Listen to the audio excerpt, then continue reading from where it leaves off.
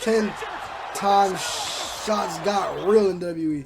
10 times that shit got real in Oh, WWE. shit. Be sure to subscribe and hit that notification bell for daily wrestling videos and follow us on Facebook. Number 1, the Jackass Boys get taught a lesson. Now, this is one of the many instances where celebrity appearances can go wrong in WWE. Do you guys remember Jackass? This was that lovable MTV show where a bunch of, well, jackasses do extreme stuff for our amusement. Well, the Jackass crew came out to Raw to promote their upcoming movie, Jackass Number 2, and they were interrupted by the Samoan bulldozer, Umaga. Now, Steve-O didn't particularly take Umaga fucked Steve-O up so bad. The start of his downfall. Umaga came in, whooped some ass, and was supposed to leave, but the former WWE star noticed that Steve-O wasn't selling the beatdown. This is when Umaga went straight into shoot mode. Steve-O himself described this as the worst beatdown he's ever received. Bro, Umaga beat the shit out of Steve-O, bruh. He beat the brakes off Steve-O so bad, bruh. Bro, I'm surprised Steve-O even lasted in that motherfucker. Please, bro. As Umaga killed him with a smoke splash, but Steve-O just didn't get the memo that he had to sell the beatdown. So Umaga continued the beating to the point where even WWE officials had to cut the camera away. Umaga's former manager Armando Alejandro Estrada detailed the exact events that led to Umaga destroying the Jackass star on a Grill and JR episode. When we did the TV in Los Angeles, Steve-O and Chris Pontius were there from Jackass in the fall of '06. Steve-O got his ass beat shoot style on Raw because he wasn't supposed to laugh to the extent he did. So when he didn't adhere for the repeated request for him to stay down... Umaga said, this nigga laughing? Man, I don't think you know to sell my shit, nigga. Bet. Umaga just started beating the fuck out this man, bro. Oh my god. Umaga beat that MFer's ass, including legitimately stomping on his head and knocking him out. And when we got to the back, we went to thank those guys for working with us, and Steve-O said, "When are we up, guys?" He was so effed up, he'd already forgotten that we had done the deal. One thing's for sure, the Jackass crew certainly learned to sell moves in their next... This man Umaga beat Steve up so bad he forgot where he was at. He forgot that he did this shit already. Umaga, you gotta calm down. R.I.P. Umaga, man. Appearance in WWE. Oh man. Number 2, CJ Parker and Kevin Owens. He destroyed Steve Robinson was, well, Juice Robinson. The AEW star was some hippie dude named CJ Parker in the early days of NXT. The character was rather unpopular and turned right into a jobber. Now, CJ Parker was Owens' first official WWE opponent. See, this is the difference between me and these jobbers in WWE. I'm not standing for it, bruh. I'm not gonna sit there and follow a script that makes me look like ass as fuck. And I've been watching this shit for years and I know how to be a main event caliber superstar. Cause I'm not following the fucking script. I'm gonna do my own thing in that motherfucker ring. You know, I'm have my own breakout moment then. I'm gonna make it go viral for me not following the motherfucking script, nigga. I'm not a guy again, bitch. And Parker left a lasting impression on the newcomer. This was supposed to be a dominant showcase for Owens, but Parker hit a palm strike that broke the former Universal Champion's nose. According to Kevin Owens, that was the moment CJ Parker became one of his most favorite people in the world. CJ Parker hit me with the palm strike and that managed to break my nose. The fact that he hit me so hard, he ended up cutting his own hand on the bone, so he was bleeding from the hand and I was bleeding from the nose. He covered me and I kicked out. He had concern in his voice and my exact words were, "You exploded my nose." To finish the match, we came back and I was happy he broke my nose because it was a perfect way to start things off. He and I really got close after that, and he's to this day one of my favorite people in the world. Seeing a violent and bloody Owens destroy Parker did make help favorite people in the world. Seeing a violent and bloody Owens destroy Parker. Bro, you remember he did the same as on the apron? Oh man. Seeing a violent and bloody Owens destroy Parker did make help his WWE debut special, and it cemented as one of the most memorable moments in NXT history. Number 3, Shawn Michaels' wife gets clocked out for real.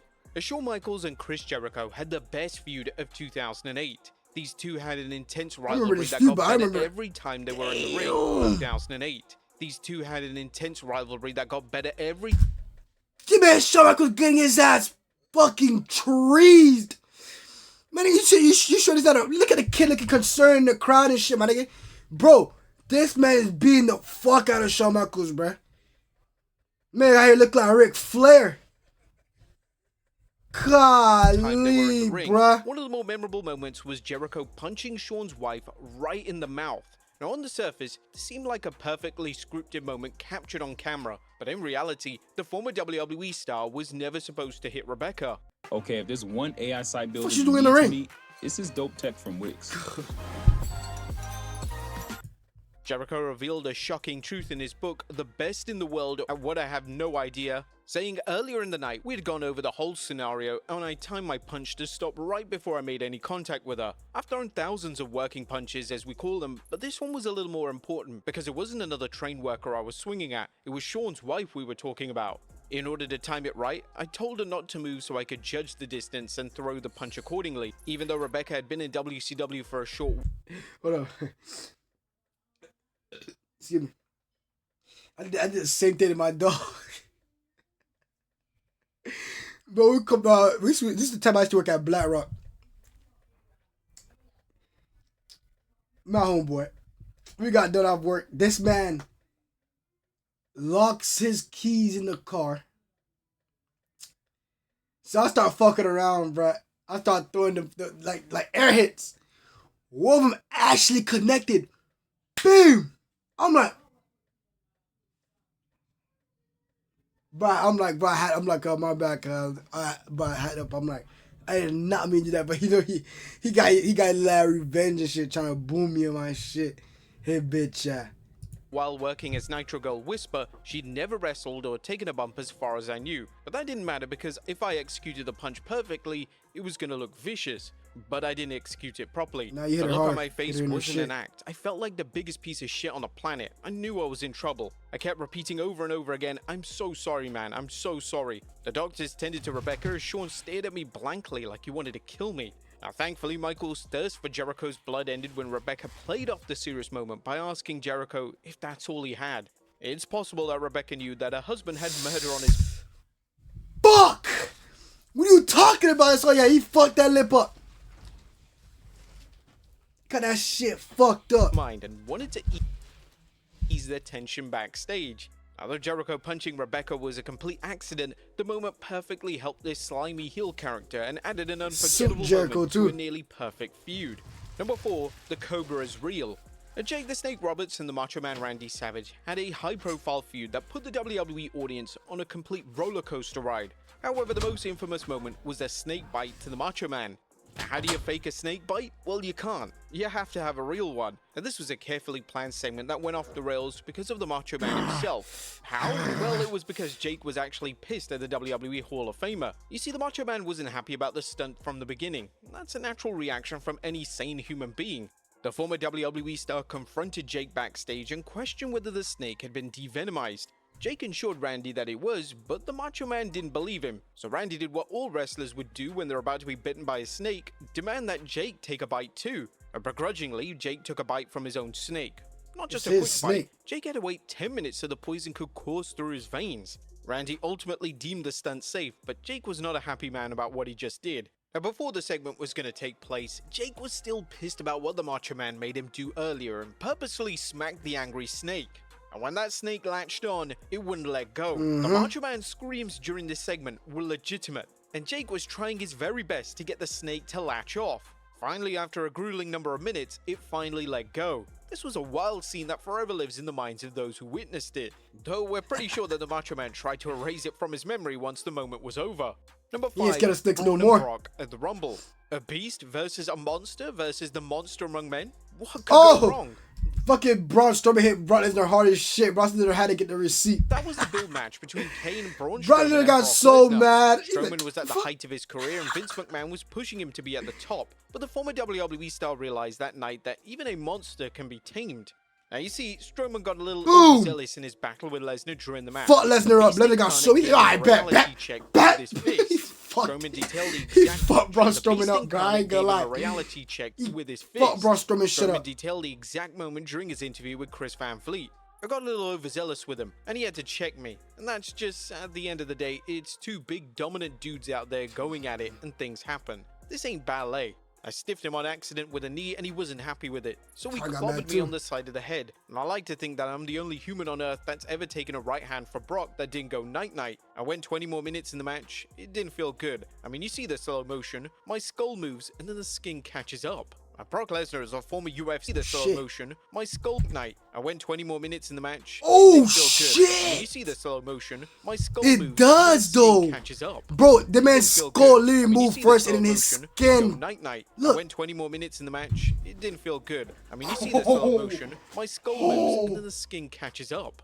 Brock Lesnar is a former UFC heavyweight champion who probably still believes that eating nails for breakfast is a must for any man. So it's no surprise that the former WWE champion's receipt will have you seeing stars for the rest of the day. And once the two got backstage, the beef was squashed. Number 6. I had to go sleep it off. I ain't gonna lie. I'm going home. I'm going home. Was no stranger to the loudmouth I'm going home. of Cleveland, Ohio. I gotta go sleep real quick. Managed to shut him up for one night. The Miz and Kingston had a normal match on Monday Night Raw back. Wait, that guy, I knew that kick fell a little too real when he The Miz fucking. and Kingston had a normal match on Monday Night Raw back in 2012. Fuck out of this man, Joe. Look, a surprise bitch! Oh my gosh! Ohio, but Kingston managed to shut him up for one. Kingston was no stranger to the loudmouth of Cleveland, Ohio, but Kingston managed to shut him up for one night. The Miz and Kingston had a normal match on Monday Night Raw. Look at this fucking Trouble in Paradise, bro. Look. Kofi gave him a surprise. Fuck, nigga! Oh my, he killed. Unfortunately, Kofi misjudged the timing and space, but luckily for the Miz, he had a concussion, but he had a nasty laceration that required a couple of stitches. Bro, he destroyed the Miz with that shit, my nigga. I don't know, bro. I know Kofi ain't mean it, but bro. But luckily for the Miz, he didn't get a concussion. Unfortunately, Kofi misjudged the timing and space, but luckily for the Miz, he didn't get a concussion, but he had a nasty laceration that required a couple of stitches. Bro, say he what you want just... about the Miz, but the guy is one tough SOB. He ate that shit, though. Bro, I've been in pain, bro. I'm about to cry. Bro, look at that shit. Oh my God. Required a couple of he kicked the shit out of him, bro. He had a concussion, but he had a nasty laceration that required a couple of stitches. You fucked him, Miz. Clean up with that motherfucker. The guy is one kicked in tough the face. SOB. He got a concussion during his match against John Cena at WrestleMania about the Miz. The guy is one tough SOB. I knew you heard that shit. Concussion during his match against John Cena at WrestleMania 27. He's one tough SOB. He got a concussion during his match against John Cena at WrestleMania 27. I'm like, yo, straight, you straight? Even lost a tooth after AJ Styles backfisted him into Kingdom Come. Oh! Still kept going. Even damn, Miz. Fuck. Let me do you for the go through, nigga. Jesus. Like, bro. I know you want the top heels, but bro. Jesus. After AJ Styles backfisted him into Kingdom Come. But between these three incidents, that Trouble in Paradise. Bro, that Trouble in Paradise looks. Oh my gosh, bro. Earthquake. No, I think that concussion was hard to watch. John Earthquake Tenta vs Koji Katawa is one of the strangest matches in wrestling history. But for those who weren't watching WWE around this time, this match was the Goldberg vs Brock Lesnar of the 90s. And we're not talking about the matches that they had at Survivor Series and So this is my Rust project. I have 4 terminal clients, all with this chat interface running off one server. WrestleMania 33. And for some backstory, WWE held a joint pay-per-view with Super World of Sports called Wrestle Dream on April 1st, 1991. The card was a Worlds Collide event that saw Bret Hart battle George Takano, and Hulk Hogan defended the WWE Championship against Yoshiaki Yatsu. Who cares? Honestly, the show was quite forgettable, except for the Earthquake vs Koji showdown. Now, both were decorated sumo stars and legitimate tough men, but Koji clearly had a chip on his shoulder with John Tenta. Even before the match had started, John Tenta was worried backstage that this would turn into a legitimate shoot fight. And John Tenta was right. Koji no-sold a test their strength sequence when he got back in the ring, and Earthquake got frustrated with him as the match went along. Both men just couldn't get into sync, and that was all because of Koji. The match consisted of them smacking each other's hand and pacing around the ring. Earthquake even shouted that this was pro wrestling at one point in the match. The bout ended when Koji opted to kick the referee, causing the disqualification. Koji stormed out of the ring, grabbed a mic and shouted wrestling is fake before heading to the back. Now, Koji had a reputation for his unprofessional behavior, and just before his match with Earthquake, Koji was fired from New Japan Pro Wrestling and expelled from the sumo due to his poor behavior. Now, as you can imagine, everyone backstage was heated. Hey, imagine that. Imagine his ass going against Undertaker doing that, or Kane doing that dumbass shit. Damn, bro, that man would have got folded up, bro. Imagine if it was Brock, bro. Oh my God, they would have folded this man up so bad, bro. They'd be like, oh yeah, They got the ring and beat the shit out of that man, bro. Over Koji's You'll stunt. see if it was Reportedly, Hulk script or not. Hogan, Bret Hart, and Randy Savage were waiting in the locker room to kick his ass. But they never got a chance because Koji was flipping out on his wife Hachira Tanaka, who was a Super World of Sports manager. He was eventually fired for the Wrestle Dream incident, but Koji actually did return to WWE at WrestleMania 7, beating Demolition with Genichiro. He ultimately left professional wrestling to pursue a career in MMA, an actual shoot fight. Number 8, Ken Shamrock and Vader go stiff. Bro, he hit him in his shit, look. An actual shoot fight. Bitch! Number 8, Oh Ken my. Shamrock and Vader go stiff. Legitimately, Ken Shamrock is one of the toughest men on the planet. The UFC Hall of Famer beat some of the toughest UFC fighters legend. in the early days of UFC. UFC fucking legend Ken Shamrock, when he went to WWE. So naturally, Shamrock is a fighter. That's what he knew growing up, and that's the same style he brought into the WWE. He didn't get But to Shamrock win the learned in his championship. match against Vader that he isn't the only man on the planet that can hit hard. During his match against Vader at In Your House, A Cold Day in Hell, the former Intercontinental Champion accidentally broke the WWE Hall of Famer's nose. In return, Vader gave Shamrock his receipt with a hard shot of his own. Everyone knows of the infamous chair shot. Bro, I don't know how Ken Shamrock just, bro, the man just said, bring that shit. Chair shot to the face. I'm like, nigga, you bugging. Gave Shamrock his receipt with a hard shot of Ken his Shamrock own. bugging, Everyone knows bruh. of the infamous chair shot that The Rock gave Shamrock. Well, during his interview with Chris Van Vliet, Shamrock explained that it reminded him of that very moment looking back. I'm a fighter and I just tried to go in bruh. and do what I thought was normal. So normally I'm used to just sparring, right? You spar but you don't hurt guys, and that's kind of what I did with Vader. I guess I ended up breaking his nose, didn't know it. And the funny thing is that bitch, Shamrock that nigga- thought that Vader's hard shot was pretty freaking awesome. I found out later on that he gave me a receipt when he hit me hard. I went down real hard. That's like the chair shot where people look at it and go, oh, Vader really nailed him. He must have pissed Vader off. I'm thinking to myself, what? What are you talking about? And then I watched him and I was like, that's awesome. But there was That's never a awesome. where people look at it and He go, even "Oh, realized that she ate, bro. This nigga's a fucking menace. This strong, bro. This nigga here.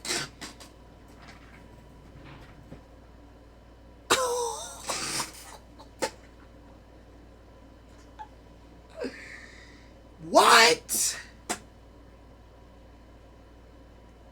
Vader really nailed him. He must have pissed Vader off. I'm thinking to myself, what? What are you talking about? And then I watched him and I was like, that's awesome. But there was never any bad blood over the incident. Vader understood that Shamrock was a rookie, still trying to find his way, and he complimented the former WWE star for his performance. Vader came up to me and says, bro, good job, man. Good job. He said, I think you broke my nose. I was like, huh? He goes, when you threw the knee. I was like, oh, sorry. He goes, bro, don't worry about it, man. It was a good match. I was like, when I did it, I didn't feel that good about it. But then when I watched it, I was like, damn, that was good. That wasn't bad. And that was my actual very first one. Really going and working with someone like that. Number 9, WWE stars shoot against Daniel You know, Puder. you know, guys remember Daniel Vader Puder? Well, the packing a season 4 big Tough ass, Enough winner didn't heavy exactly ass have a punch. smooth time in WWE. The MMA turned wrestling season 4 My Tough nigga. Enough winner shoot against Daniel Puder. Oh my god, this man Daniel Puder got fucking demolished in that fucking ring, my nigga.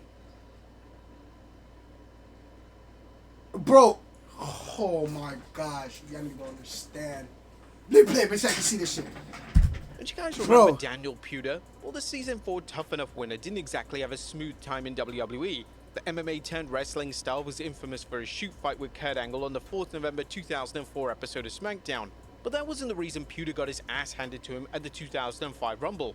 Apparently, Puder was an arrogant prick behind the scenes, but there's a good reason looked why like it. Puder isn't remembered for his skills inside of the ring. He wasn't a good wrestler, but the former WWE star let it go to his head that he was one of the top names in the company. So, Chris Benoit, Eddie Guerrero, and Hardcore Holly wanted to teach the rookie a valuable lesson. Puder was booked.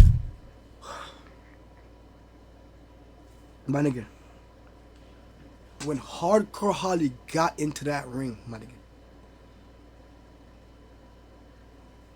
this man got demolished so fucking bad, bro. Them boys are just beating the shit out of this man in that Royal Rumble. They whooped him so bad, fam. Bro, oh my. Be number 3 in the Rumble, but it wasn't because WWE wanted to spotlight their new star. It was because the veterans wanted to take Puder to Chop City. And they Bro, certainly did. bam! They murdered the poor kid with chops before eliminating Puder from the Rumble. That was the last time he competed on the main roster. The former WWE star was sent to OVW because he was no Ken Shamrock. Pewter was eventually released, and though he did wrestle for Ring of Honor and New Japan Pro Wrestling a bit, his career was never able to recover following that Royal Rumble match. Years after the hazing incident, his career was never able to recover following that Royal See the Rumble Alabama match. slam? Years after the hazing incident, his career was never able to recover following that Royal Rumble match. Years after the hazing incident, Pewter discussed that moment, and let's just say he didn't mince his words when he talked about Benoit, Guerrero, and Hardcore Holly.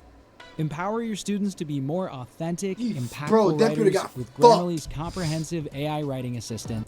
Speaking with Hannibal TV, they treated me like crap and very disrespectful. So I could have taken all three of them if I wanted to go smash them all. Hardcore Holly, he's tough. Yeah, but he's helped coach me back in the day. I asked him for help, support, and then he went and talked smack in his book to get better ratings and sell more books. So he's a profiteer. He doesn't care about people at this point from my perspective, and he's insignificant and rude. I don't think about him.